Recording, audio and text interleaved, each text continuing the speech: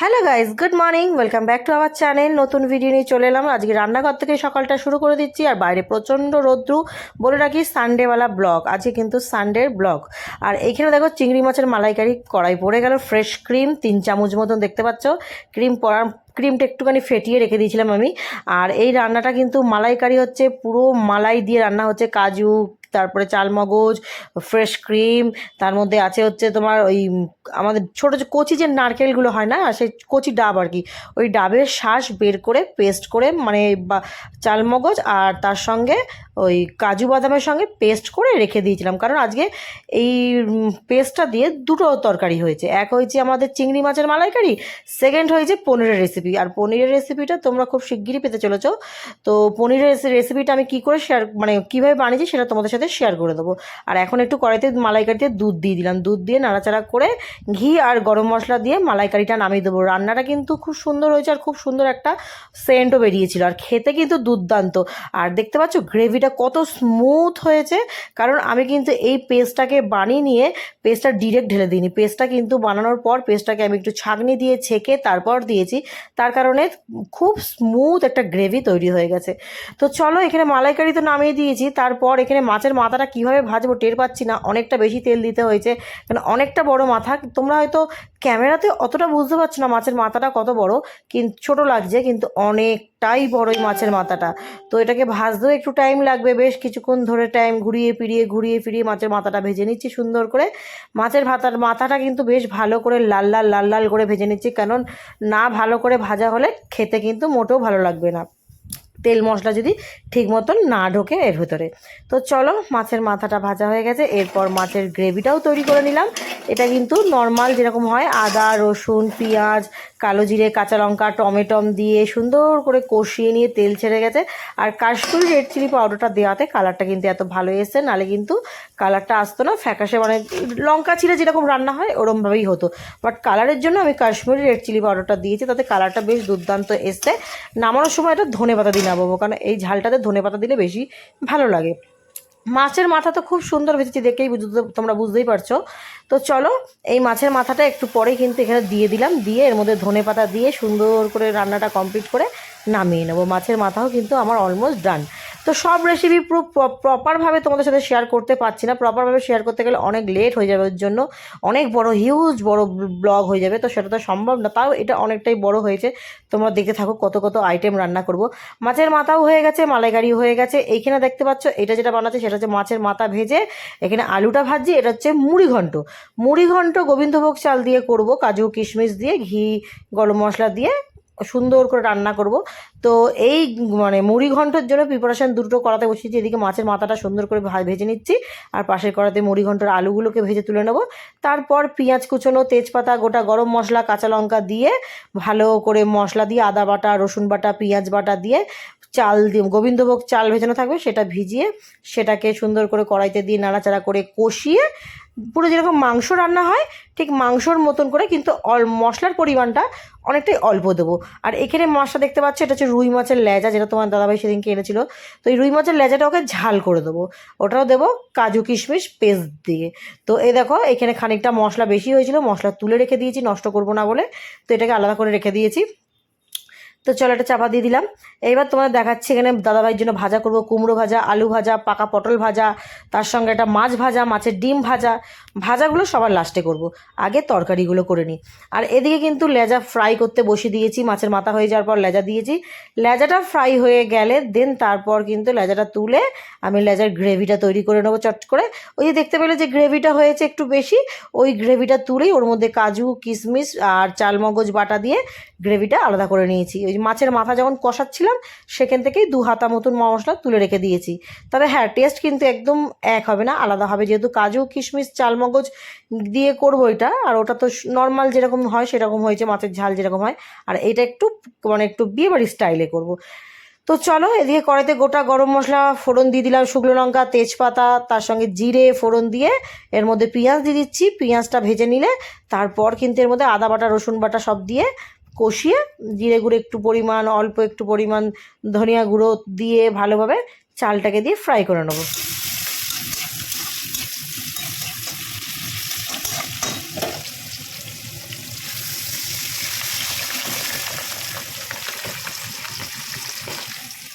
এদিকে দেখতে পাচ্ছ দিয়ে দিয়েছি টক দই, আর তার সঙ্গে মশলার যেগুলো বলেছিলাম সেই সমস্ত মশলাগুলোকে দিয়ে আদা রসুন পেঁয়াজ মশলাপাতি জিরে গুঁড়ো ধনে গুঁড়ো দিয়ে ভালো করে কষিয়ে নিয়ে এর মধ্যে চালটা দিই। আর টক দইটা দেওয়ার এই মুড়ি ঘন্টতে টক দই তোমরা কেউ দিয়েছো কি না এই বলো আমাকে।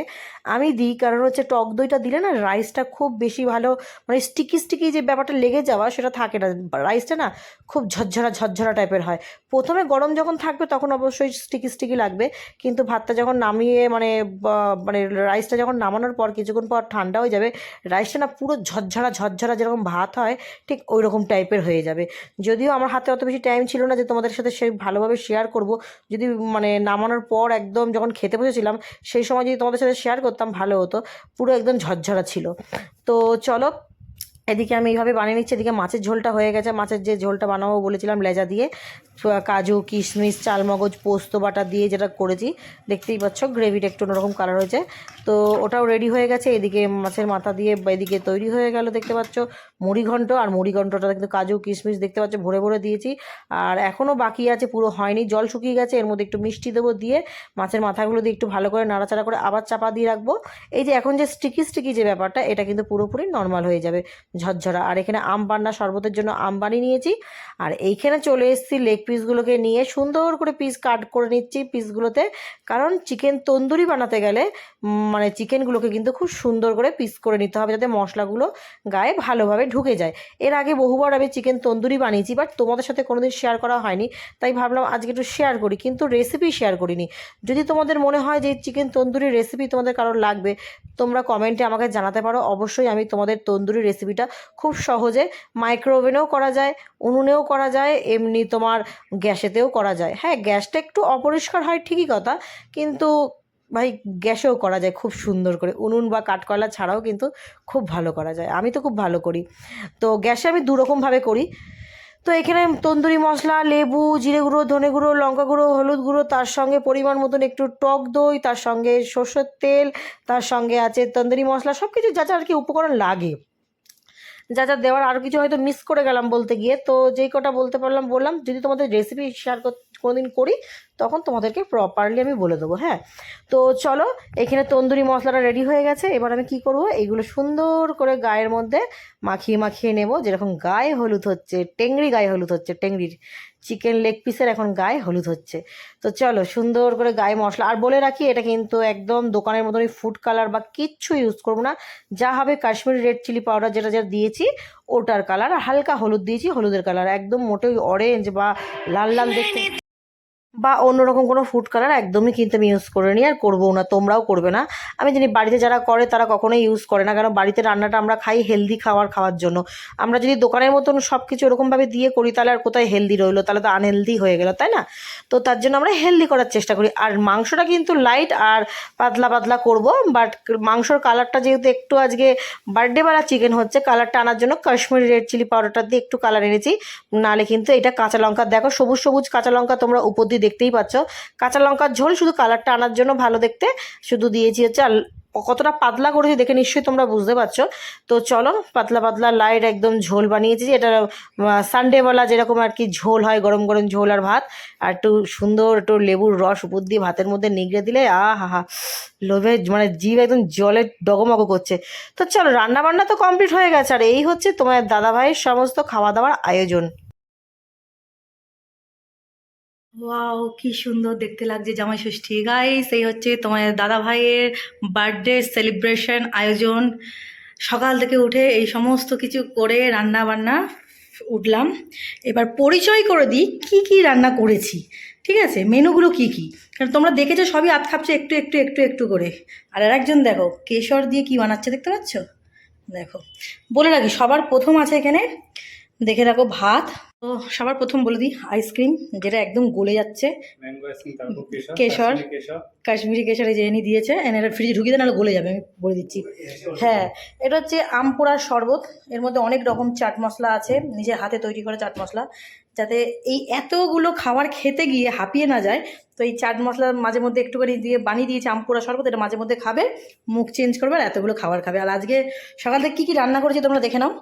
সাদা ভাত, এখানে পাকা পটল খেতেও খুব ভালোবাসে, পাকা পটল করে দিয়েছি, ডিম ভাজা, কুমড়ো ভাজা, আলু ভাজা, মাছ ভাজা, আচ্ছা 1 2 3 4 5, 5 রকম ভাজা, ঠিক আছে। তারপর হচ্ছে চিকেন তন্দুরি, যেটা একদম নিজের হাতে করে বাড়িতে বসে টেংরি দিয়ে একদম মশলা ফসলা মাখিয়ে সুন্দর করে চিকেন তন্দুরির রেসিপিটা বানিয়েছি। তোমাদের যদি এই রেসিপি কারোর প্রয়োজন হয়, যদি মনে করো হ্যাঁ তন্দুরি রেসিপির দরকার আছে, তো আমাকে কমেন্ট বক্সে তোমরা জানাতে পারো। তাহলে ডেফিনেটলি আমি কিভাবে বানিয়েছি, খুব সহজ পদ্ধতিতে গ্যাসে বানিয়েছি, কিভাবে বানিয়েছি নিশ্চয়ই তোমাদের সাথে শেয়ার করব যদি তোমাদের কমেন্ট পাই, ঠিক আছে। তো চলো, এইটা হচ্ছে মাছের মাথা দিয়ে কাজু কিশমিশ দিয়ে গোবিন্দভোগ চাল দিয়ে, এটা হচ্ছে মুড়ি ঘন্ট। এটা হচ্ছে তোমার দাদাভাইয়ের রয়্যাল কাপ, যেটা নাকি জাম্বু সাইজের। ও মাছের মাথা খেতে খুব বেশি ভালোবাসে, তো যে কোনো অনুষ্ঠানে ওর কিন্তু মাছের মাথা একটা আমি দেওয়ার চেষ্টা করি, মানে আমি দেওয়ার চেষ্টা করি জিনিসটা যদি ভালোবাসে বলে। এখানে আছে চিংড়ি মাছের, ছোট চিংড়ি যে দেখেছিলে কালকে, ওই চিংড়ির মালাইকারি। এখানে আছে চিকেনের লাল লাল সানডেওয়ালা ঝোল, কষ, মানে একদম কষা টষা কিছু না, মানে লাল লাল যে ঝোলটা হয় সানডেতে ওইটা। তারপর আছে এখানে পনির, এইটা যে দেখতে পাচ্ছ এটা কিন্তু মালাই পনির রেসিপি, এটা মালাই পনির। আর এটা দেখতে পাচ্ছ এটা হচ্ছে লেজা, একদম বাঙালি ঘরে যেরকম লেজা ঝাল হয়, স্পাইসি স্পাইসি। এটার মধ্যে কিন্তু কাজু, চালমগজ, পোস্ত সব কিছুই আছে এটার মধ্যে, হ্যাঁ। বাট মাছের মাথাটা কিন্তু নর্মাল ঝাল। এটা হচ্ছে একটু বিয়েবাড়ি স্টাইলের রান্না। তারপর আছে এখানে চুনো মাছ দিয়ে, মোরলা মাছ দিয়ে, কাঁচা লঙ্কা দিয়ে, সর্ষে দিয়ে, তেঁতুল দিয়ে টক। এটা হচ্ছে আমের মিষ্টি চাটনি। এটা হচ্ছে পায়েস, যেখানে একটা ছোট্ট পিঁপড়ে অলমোস্ট খেয়ে নিয়েছে, তোমার দাদাভাইয়ের আগেও উদ্বোধন করেছে, ঠিক আছে। আর এই হচ্ছে রান্নাবান্না, আর এরকম সাজিয়ে নিয়েছি। এইবার এইগুলো সমস্ত ঘরে যাবে, তোমাদের দাদাভাই যখন খাবে তখন ভিডিও অবশ্যই করব আমি, সেই ভিডিওটা তোমরা পাবে। বাট এটা আলাদা যাচ্ছে, এই যে রান্নাবান্না করেছি, যে সাজিয়েছি, সেগুলো তোমরা দেখতে পেয়েছো। খাওয়ার যে ব্লগটা সেটা অবশ্যই আসবে, সেটা একটু দেরিতে, মানে দেরি বলতে এই ব্লগটার পরে আসবে। ও কীভাবে খাচ্ছে, ওর স্বাদটা, আমি রান্নাগুলো কেমন করেছি না করেছি সেটা সমস্ত শেয়ার করবে তোমাদের দাদাভাই। কষ্ট করে রান্না করার পর আমার চেহারাটা কেমন, না দেখালে কেমন একটা লাগে না? তো একটু দেখো ভালো করে আমার চেহারাটা, দেখো। আর এখানে দেখো এটার অবস্থা দেখছিস, ফুলে গেছে। আমার চেহারাটাও কি সুন্দর, পুরো টুরুলা টুরুলা লাগছে না? পুরো টুরুলা, দেখতে পাচ্ছ আমার অবস্থাটা? সেই ভোর 6টা থেকে চলছে আমার ঘরে, ঠিক আছে। এতগুলো রান্নাবান্না কমপ্লিট করে গুছিয়ে গাছিয়ে, তাই জন্য তোমাদের সাথে বেশি ব্লগ শেয়ার করতে পারিনি, অল্প কিছু শেয়ার করেছি। চলো, তোমার এসি চলছে, চলো টাটা। এই ব্লগটা এই পর্যন্তই। ভালো লাগলে লাইক কমেন্ট শেয়ার আর চ্যানেলটা সাবস্ক্রাইব করতে ভুলবে না।